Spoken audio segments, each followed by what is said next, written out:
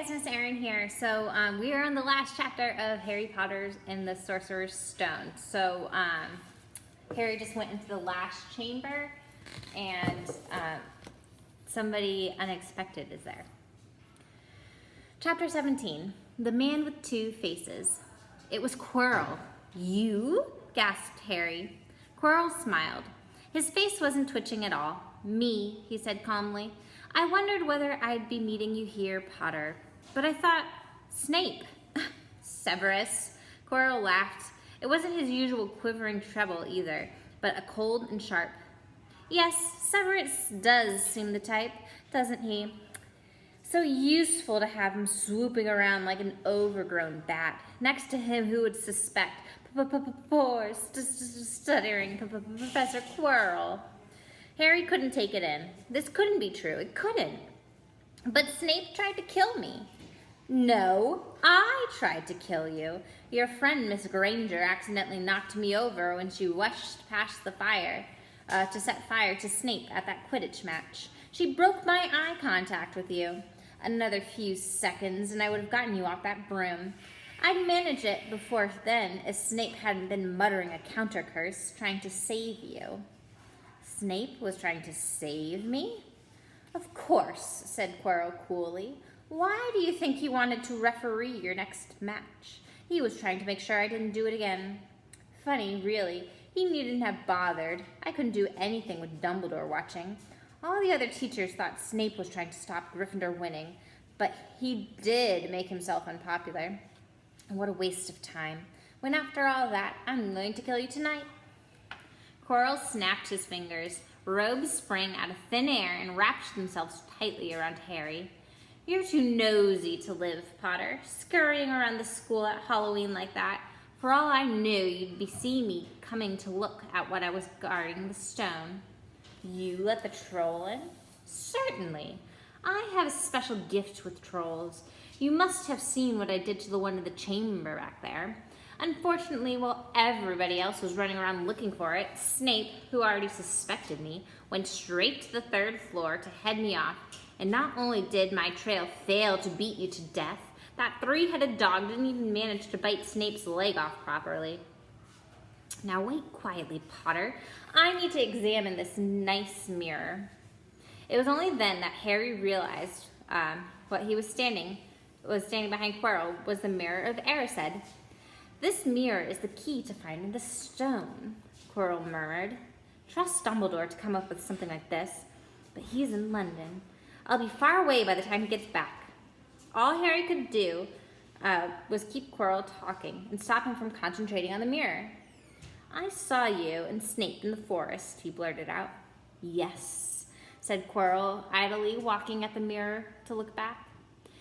He was on me by that time, trying to figure out how far along I've gotten. He suspected me all along, tried to frighten me, as though he could, when I had Lord Voldemort on my side. Quirrell came back out from behind the mirror and stared hungrily at it. I see the stone. I'm presenting it to my master, but where is it? Harry struggled against the ropes binding him, but he didn't give. He had to keep Quirrell from giving his whole attention to the mirror. But Snape always seemed to hate me. Oh, he does, said Quirrell casually. Heavens, yes. He was at Hogwarts with your father, didn't you know? They loathed each other, but he never wanted you dead. But I heard you say a few days ago, I thought Snape was threatening you. For the first time, a spasm of fear flitted across Quirrell's face. Sometimes, he said, I find it hard to follow my master's instructions. He is a great wizard. I am weak.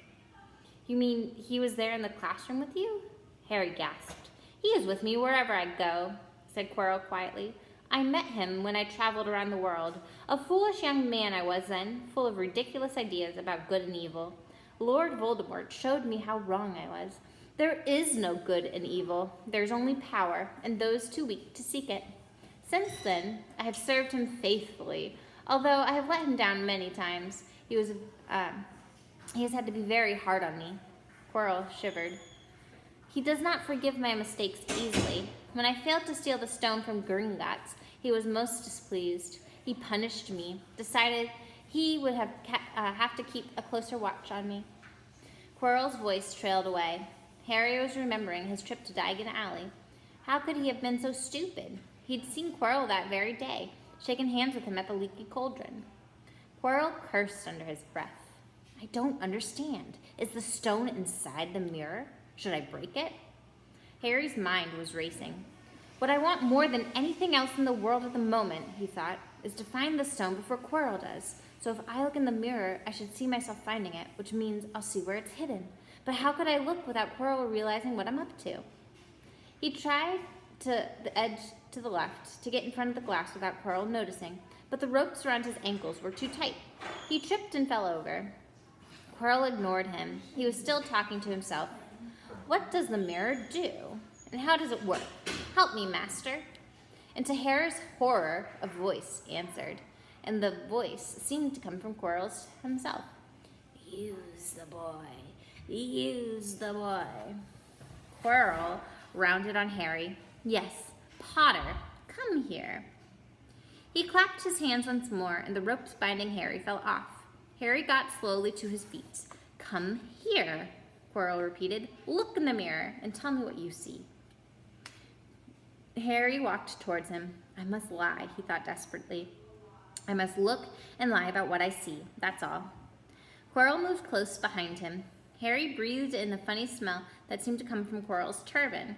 He closed his eyes and stepped in front of the mirror and opened them again. He saw his reflection, pale and scared looking at first, but a moment later the reflection smiled at him. It put his hand into its pocket and pulled out a blood-red stone. It winked and put the stone back in his pocket. And as it did so, Harry felt something heavy drop into his real pocket.